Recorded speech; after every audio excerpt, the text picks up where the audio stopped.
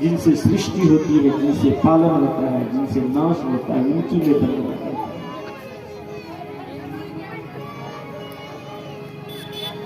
तेने ब्रह्म हृदय आदि कवि मुह्यंती यत सूर्य। कई लोग कहते सूरज की वंदना करनी चाहिए। नहीं, एक सूरज जो हमारी पृथ्वी को प्रकाशित करता है, महर्षि वेदव्यास कहते हैं वो भी सूरज किसी और सूरज से प्रकाशित होता है। जिस सूरज से हम आप प्रकाशित होते हैं, ये पृथ्वी प्रकाशित होती है, वो सूरज भी किसी और दूसरे सूरज से प्रकाशित होता है। वो भी अनंत सूरज किसी और शक्ति से प्रकाशित होता है। वो जो अनंत शक्ति में उनका नमन करता है, उनका स्वरूप सत्य जैसा है, इसलिए मैं सत्य की वंदना करता हूं। सत्यम परम धीमहि, मैं उस सत्य की वंदना करता हूं। हमारा और आपका जीवन भी सत्य में प्रतिष्ठित हो जाए। गोस्वामी जी ने उनको स्पष्ट कहा है, धर्म न दूसर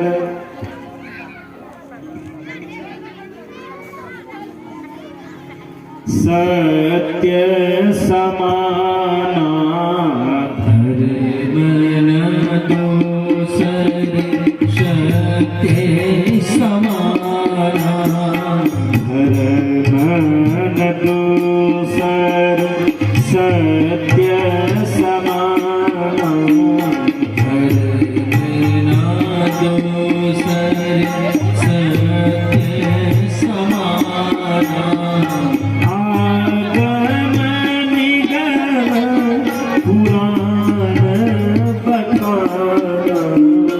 आगम निगम पुराण बखाना।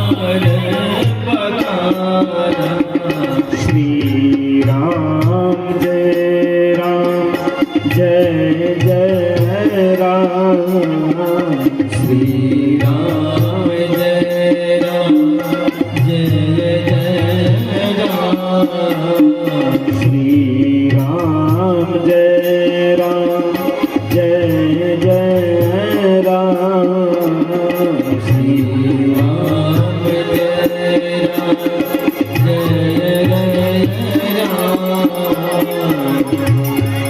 राम, श्री राम जय जय राम। धर्म न दूसर सत्य समाना, आगम निगम पुराण बखाना। महर्षि वेदव्यास कहते हैं उसी सत्य की वंदना करता हूं। श्रीमद् भागवत में 3 बार सत्य की वंदना की गई है। प्रारंभ में सत्यम परम धीमहि, और भागवत के मध्य में भी सत्य की वंदना की गई है, और भागवत के अंत में भी सत्य की वंदना की गई है। जिनके नींव है, जिनके जीवन का, जिस कथा का नींव ही है सत्य पर जीवन को स्थापित कर देना, जो भागवत कथा हमारे जीवन को सत्य में स्थापित कर देती है, उस सत्य की वंदना महर्षि वेदव्यास करते हैं। कथा की प्रारंभ कैसे हुई, शुरुआत कैसे हुई कथा की? सूत जी महाराज जब शौनकादि ऋषियों के प्रश्नों का उत्तर देते हैं, शौनकादि ऋषियों ने 6 प्रश्न किए हैं सूत जी से। पहला प्रश्न किया कि महाराज हमको ये बताइए कि सबसे बड़ा धर्म क्या है, धर्म क्या है और सबसे बड़ा धर्म क्या है। दूसरा प्रश्न किया कि पूजा किसकी करनी चाहिए। कोई कहते हैं कि देवताओं में दुर्गा है बड़ी, कोई कहते हैं कि देवताओं में भोलेनाथ बड़े हैं, कोई ब्रह्मा, कोई विष्णु, कोई अन्य देवताओं का नाम लेते हैं। कौन है बड़ा, सबसे बड़ा देवता कौन है, किनकी पूजा करनी चाहिए।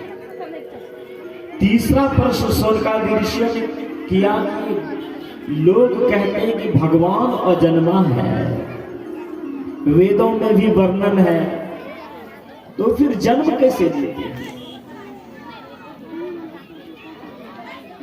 पूजा श्रेष्ठ कौन है, किसकी पूजा श्रेष्ठ करनी चाहिए। सूत जी महाराज ने क्रम से पांचों छह प्रश्न को सुन करके मन में गदगद भाव बनाते हुए कहते हैं कि सोनकादि ऋषियों, इस तरह के प्रश्न लोग जल्दी नहीं करते। महात्माओं को पा करके तो लोग संसार की बातें करते रहते हैं, लेकिन आप लोगों के मन में कुछ गंभीरतम बातों को जानने की जिज्ञासा जगी है कि धर्म क्या है। गोस्वामी जी ने कहा कि धर्म न दूसर सत्य समाना, सबसे बड़ा धर्म है कि व्यक्ति को अपने जीवन को सत्य में स्थापित कर ले। गोस्वामी जी ने कहा कि गोस्वामी जी से पूछा लोगों ने कि सत्य यदि धर्म है तो परम धर्म क्या है? धर्म यदि सत्य है तो परम धर्म क्या है? तब गोस्वामी जी ने ही वर्णन किया है, परम धर्म श्रुति विदित अहिंसा,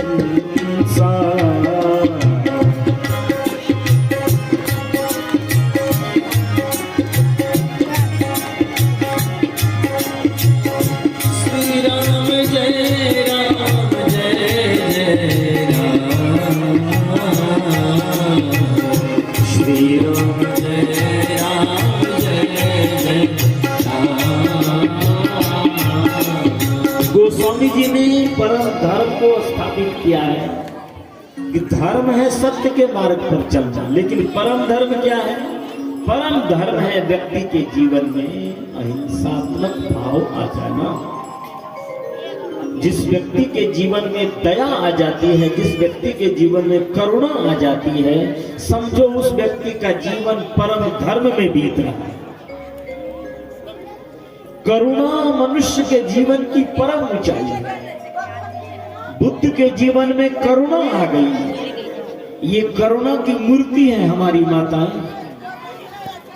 इनके जीवन में जब करुणा जगती है, इनके जीवन के हृदय का विकास होता है। माताएं अपने जीवन को यदि समझेंगी कि करुणा का विकास कैसे किया जाए, तो इनके जीवन का उत्थान हो सकता है। दूसरा प्रश्न किया कि किसकी पूजा करनी चाहिए, किस देवता की? सूत जी महाराज कहते हैं कि पूजा किसकी करनी चाहिए? हाँ महाराज, किसकी पूजा? सूत जी महाराज कहते हैं पूजा गुरु की कीजिए, सब पूजा जेहि माहि, जो जल सींचे मूल तरु, शाखा पत्र अघाई। सूत जी कहते हैं कि तुम लोग पेड़ को हरे भरे करना चाहते हो तो पत्ते पत्ते में पानी डालते हो, नहीं, पेड़ को हरा भरा करने के लिए पेड़ के जड़ में पानी डाला जाता है। बस उसी तरह जिसकी पूजा करने से सबकी पूजा हो जाती है, उनकी पूजा करो। पूजा में सब श्रेष्ठ स्थान है गुरु की पूजा। चूंकि गुरु गोविंद दो खड़े, काके लागू पाए, बलिहारी गुरु आपकी, गोविंद दियो बता। गुरु की ही महिमा है, वो गोविंद को बता देते हैं। बिना गुरु के गोविंद की परख कैसे होगी? इसलिए सूत जी महाराज कहते हैं कि गुरु की शरण में जाओ। गुरु की शरण में जाकर के ही तुमको संतों को समझने की कला मिलेगी। भगवान को तुम तब समझ पाओगे जब गुरु के शरण में जाओगे। एक दिन महर्षि नारद जी, ऋषिवर नारद जी टहलते हुए दुखी होकर जा रहे हैं। नारद को दुखी देखकर चारों भाई ने कहा कि आप इतना दुखी क्यों हैं? नारद ने अपने दुख का वर्णन बताया कि इस तरह से भक्ति दुखी है, उनके पुत्र दुखी हैं, बेहोश हैं, उनको ठीक करने के लिए मेरा कोई ज्ञान काम नहीं किया। चारों भाई ने संदेश दिया कि उनके लिए तो अमृत कथा है ये भागवत, वही व्यक्ति के जीवन को होश में ला सकता है। नारद जी के भ्रम को भी तोड़ा। जब नारद जी ने देखा कि भक्ति रूपी देवी बैठी सत्संग में, कथा में, बगल में बैठा उनका पुत्र, दोनों ज्ञान और वैराग जो बूढ़ा हो गया था, कथा सुनते सुनते वह भी जवान हो गया, नारद के जीवन का भी भ्रम टूटा। नारद जी एक दिन मन में विचार कर रहे हैं कि ब्रह्मा से और उनकी पत्नी से तो लड़ाई करवा चुका,